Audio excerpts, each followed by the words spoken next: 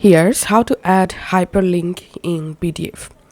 Open the PDF in Adobe Acrobat and then in this right hand menu select Edit PDF. Here select Link and click on Add Edit Web or Document Link. Now select the text in which text you want to add hyperlink.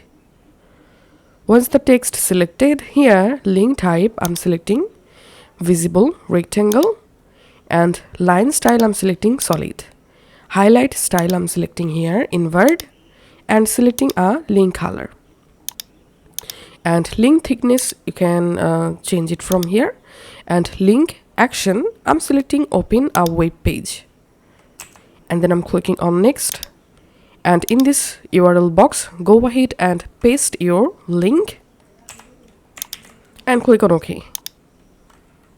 Now just close this editing panel.